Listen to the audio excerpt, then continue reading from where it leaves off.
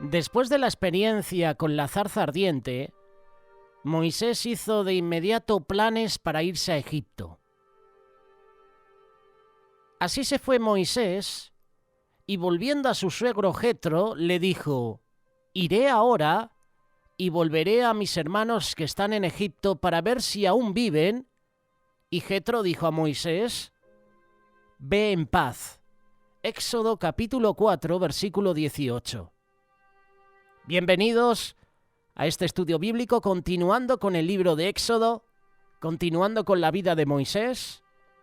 Hemos visto en estudios anteriores su llamado. Hemos visto también las excusas que pone Moisés al llamado. Y en esta entrega vamos a presentaros ese encuentro con el faraón. Moisés había pasado la mitad de su vida en Madián, como parte de la familia de Jetro. Seguramente fue difícil despedirse de ellos, pero también tenía la expectativa de encontrarse con su propia familia en Egipto. Esto es lo que dice el versículo 20, Éxodo capítulo 4. Entonces Moisés tomó su mujer y sus hijos y los puso sobre un asno y volvió a tierra de Egipto. Tomó también Moisés la vara de Dios en su mano. Ante la idea de regresar a Egipto, seguramente Moisés se preocupó pensando que su vida corría peligro. Recordar que Moisés huyó de allá porque el faraón quería su muerte. Aquí entra el Espíritu Consolador de Dios. Pero el Señor lo tranquilizó. Versículo 19. Dijo también Jehová a Moisés en Madián: «Ve y vuélvete a Egipto, porque han muerto todos los que procuraban tu muerte». En el camino hacia Egipto, Dios continuó hablándole a Moisés sobre lo que le estaba por enfrentar. Versículo 21. Y dijo Jehová a Moisés: «Cuando hayas vuelto a Egipto, mira que hagas delante de Faraón todas las maravillas que he puesto en tu mano, pero yo endureceré su corazón, de modo que no dejará ir al pueblo». Hemos hecho una reflexión al respecto de este versículo. Yo endureceré su corazón. Está hablando de que Dios va a ser el que endurezca el corazón de Faraón para que éste no deje salir al pueblo. Curiosamente, en unos pasajes más adelante, es el propio Faraón el que endurece su corazón. Pero aquí el que endurece el corazón es Dios. Lo más lógico hubiera sido que Dios ablandara el corazón del rey de Egipto para que los dejara ir. Y no obstante, vemos todo lo opuesto. Dios lo iba a endurecer. Lo que me llama la atención es que en el proceso de las plagas, en todo esto hay un plan divino. ¿Pero qué quiere decir endurecer su corazón? En hebreo literalmente dice hacer su corazón fuerte. Lo que esto significa es que Dios no cambia el corazón del faraón como si estuviera manipulándolo. Más bien el Señor fortalece lo que ya está en el corazón del rey. En el corazón del faraón ya existía un rechazo hacia los israelitas, y todo lo que Dios hace es reafirmar ese sentimiento.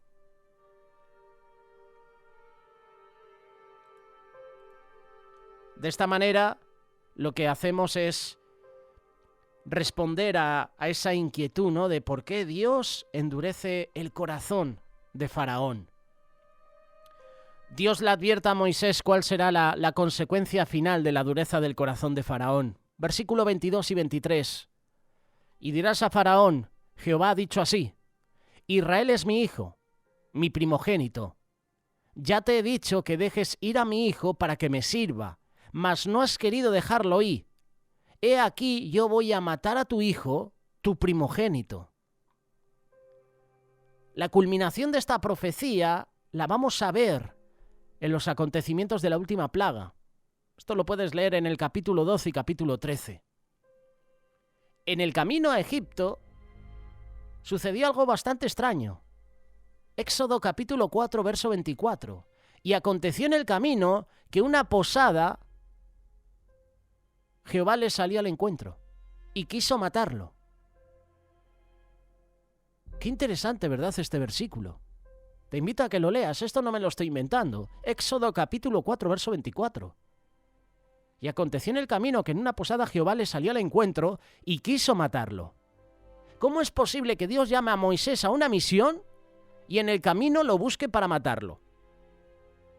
A simple vista no parece tener sentido.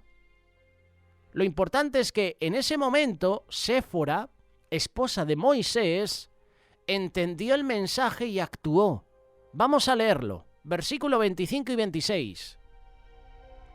Entonces Séfora tomó un pedernal afilado y cortó el prepucio de su hijo y lo echó a sus pies diciendo: a la verdad tú me eres un esposo de sangre. Así le dejó luego ir, y ella dijo: esposo de sangre a causa de la circuncisión. Qué suceso más raro, ¿verdad? Que alguien me lo explique porque yo no tengo una explicación a esto. ¿Por qué viene esta situación a la vida de Moisés? ¿Qué tiene que ver aquí los hijos de Moisés? ¿Qué tiene que ver aquí la circuncisión? ¿Qué tiene que ver en este camino una posada y que Jehová salga al encuentro y quiera matar a Moisés? Aquí Séfora revela la razón por la que Moisés iba a morir. El hijo de Moisés no estaba circuncidado y según la tradición judía, el hijo primogénito de Moisés sí había sido circuncidado, pero que Séfora se le había opuesto a que lo hiciera con el segundo. Por eso ella supo qué hacer en ese momento. ¿Por qué era tan importante el tema de la circuncisión? La razón es simple. Moisés iba a participar como líder de la liberación del pueblo de Israel, en mérito del pacto que Dios hizo con los patriarcas. Y la señal en el pacto, ¿cuál era? La circuncisión. Génesis capítulo 17, versículos 7 hasta el 14. Dios no solo llamó a Moisés para esta misión, sino también a su hermano Aarón. Versículo 27. Y Jehová dijo a Aarón: ve a recibir a Moisés al desierto. Y él fue, y lo encontró en el monte de Dios, y le besó. Moisés y Aarón se encontraron en el monte Horeb, el mismo lugar donde Moisés tuvo la experiencia de la zarza. Versículo 28. Entonces contó Moisés a Aarón todas las palabras de Jehová que le enviaba y todas las señales que le había dado. Este es el encuentro entre hermanos, el encuentro emotivo entre Moisés y Aarón, tal como el Señor lo anunció. Éxodo capítulo 4, verso 14. Nos podemos imaginar la emoción de Aarón al saber que su hermano menor era el hombre elegido para liberar al pueblo de Israel de la esclavitud. Y ahora lo iba a acompañar por invitación de Dios. Aarón se complementaba muy bien con Moisés. Lo que a uno le faltaba, el otro lo tenía. ¿Recuerdas Éxodo capítulo 4, verso 15 en adelante? Tú hablarás a él y pondrás en su boca las palabras, y yo estaré con tu boca y con la suya. Y os enseñaré lo que hayáis de hacer. Y él hablará por ti al pueblo, él te será a ti el lugar de boca, y tú serás para él el lugar de Dios. Y tomarás en tu mano esta vara, con la cual harás las señales. Moisés será el líder y quien recibe la revelación, y Aarón será el vocero. Su primera encomienda era reunirse con los líderes de los israelitas. Versículo 29 y 30. Y fueron Moisés y Aarón y reunieron a todos los ancianos de los hijos de Israel, y Aarón habló acerca de todas las cosas que Jehová había dicho a Moisés, e hizo las señales delante de los ojos del pueblo. ¿Cuál fue la reacción del pueblo ante la promesa de liberación y las señales que acompañaban? Versículo 31. Y el pueblo creyó. Y oyendo que Jehová había visitado a los hijos de Israel y que había visto su aflicción, se inclinaron y adoraron. Después de 400 años de esclavitud en Egipto, había llegado el momento de la liberación. Era un momento emocionante para el pueblo de Israel. A lo largo de la Biblia vemos que Dios usa señales y prodigios con un propósito, que el pueblo crea en él. Por eso Dios le dio señales a Moisés, tal como la vara que se convertía en serpiente. Versículo 5, Éxodo capítulo 4. Por esto creerán que se te ha aparecido Jehová, el Dios de tus padres, el Dios de Abraham, el Dios de Isaac, el Dios de Jacob. Jesús también hizo muchos milagros y señales para que creyeran en él. Juan capítulo 2, verso 23. Estando en Jerusalén en la fiesta de la Pascua, muchos creyeron en su nombre viendo las señales que hacía. Juan capítulo 20, verso 30 y 31. Hizo además Jesús muchas señales en presencia de sus discípulos, las cuales no están escritas en este libro, pero éstas se han escrito para que creáis que Jesús es el Cristo, el Hijo de Dios, y para que creyendo tengáis vida en su nombre.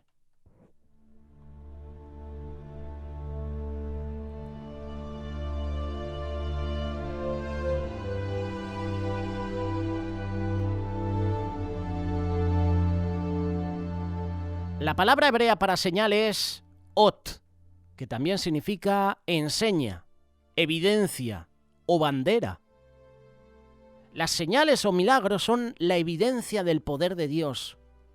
Son como una bandera que se levanta en alto para que todos puedan verla y así todos puedan reconocer a quién pertenece. Las señales que Moisés hará en Egipto servirán de testimonio tanto para israelitas como para egipcios, para que todos crean que el Dios de Israel es real y que Dios es el Todopoderoso.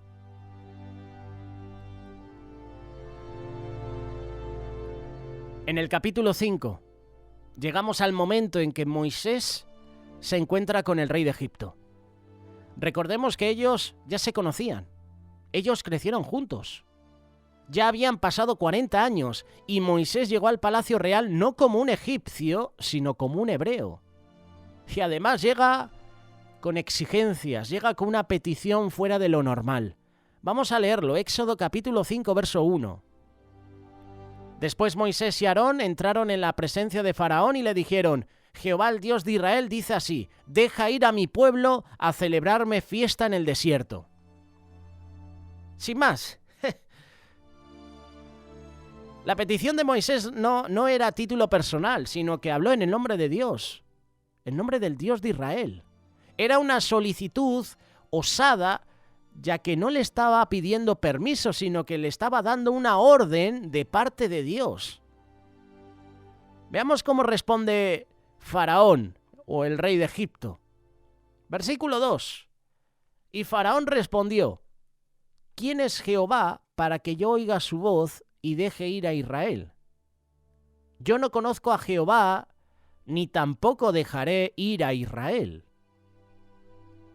Moisés y Faraón reaccionaron de forma muy distinta cuando oyeron de Dios. Vamos a ver el contraste. Moisés preguntó: ¿quién soy yo? Éxodo capítulo 3, verso 11. Demostró humildad con respecto a Dios y la misión que le encomendó. Reconoció sus propias limitaciones. ¿Pero qué hizo Faraón? Faraón preguntó: ¿quién es Jehová?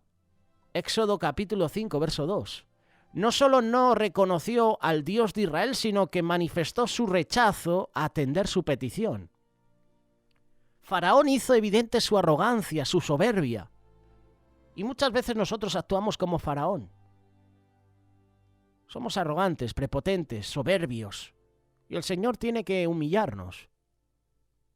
En Egipto el rey era considerado como un dios. Por ello, Faraón no iba a ceder fácilmente. Esta negativa no tomó por sorpresa a Moisés, ya que el Señor le advirtió de antemano que el rey iba a endurecer su corazón. Ya el Señor le advirtió a Moisés que no los dejaría ir sino hasta después de realizar señales y prodigios. Versículo 21, Éxodo capítulo 4. Recordemos este versículo. Y dijo Jehová a Moisés: cuando hayas vuelto a Egipto, mira que hagas delante de Faraón todas las maravillas que te he puesto en tu mano, pero yo endureceré su corazón de modo que no dejará ir al pueblo. Dios le advirtió a Moisés que el Faraón se opondría a la libertad de Israel. No cedería sino hasta que su hijo primogénito muriera. Profecía. Dios le estaba profetizando a Moisés cuándo sería el momento en que Faraón dejaría ir al pueblo de Israel, cuando muriera el primogénito. Éxodo capítulo 4, verso 22 y 23. Y de esa manera se completaría la última plaga. Esto lo puedes leer, Éxodo capítulo 11 y 12. Las señales que Dios haría en Egipto, previo a la liberación de los israelitas, servirían como un doble propósito, tenían un doble propósito.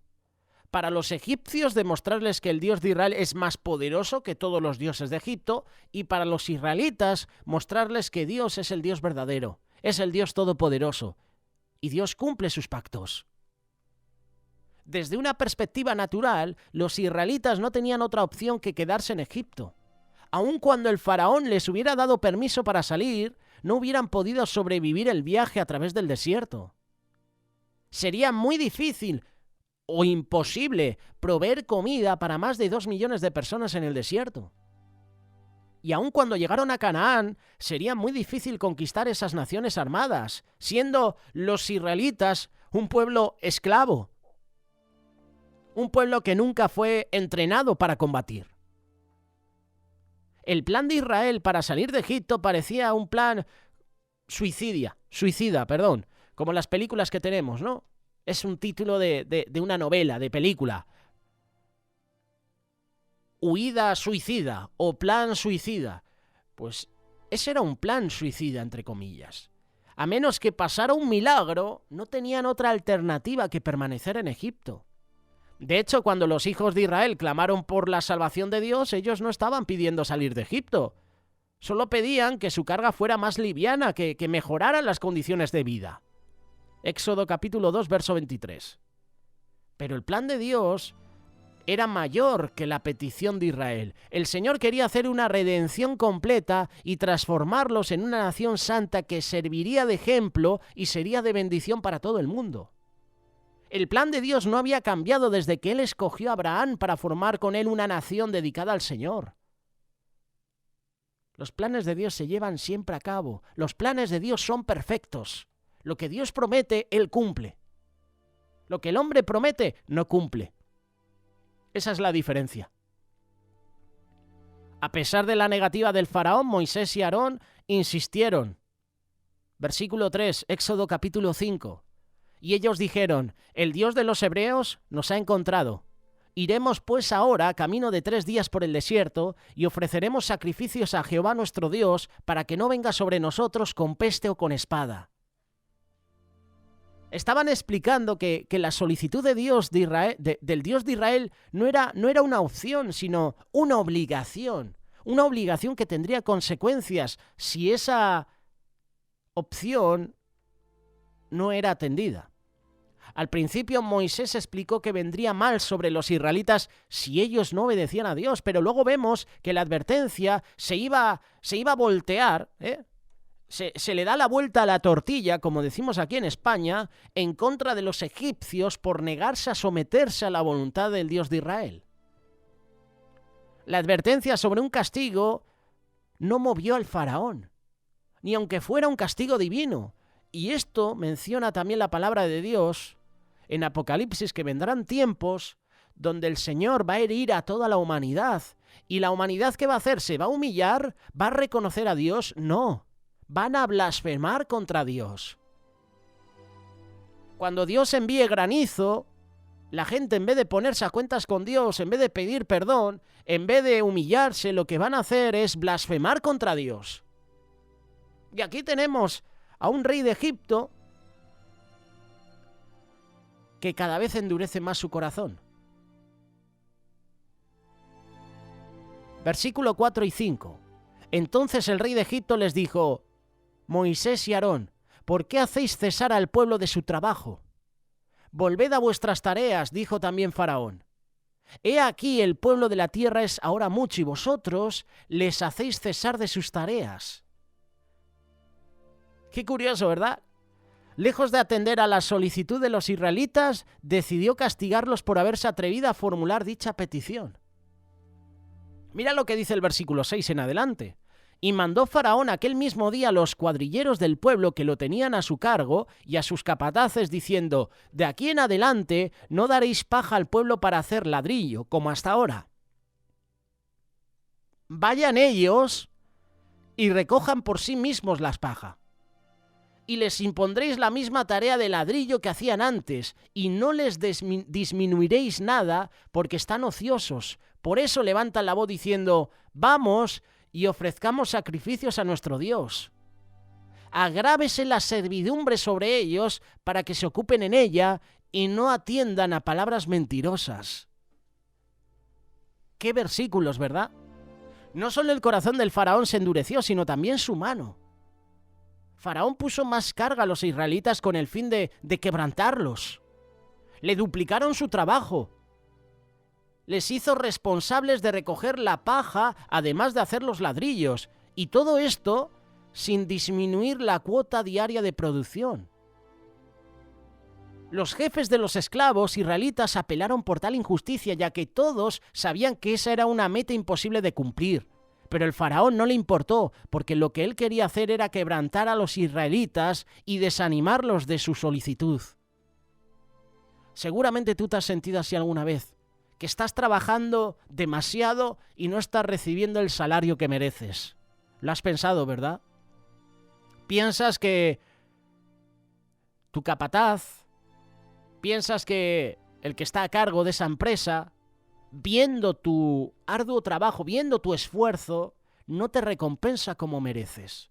¿Tú te imaginas la situación del pueblo de Israel esclavo, trabajando el doble, sin recibir un salario, esclavo?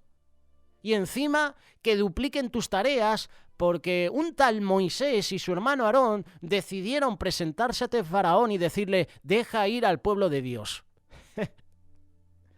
Si vemos a Moisés y a Aarón, ¿qué haríamos nosotros?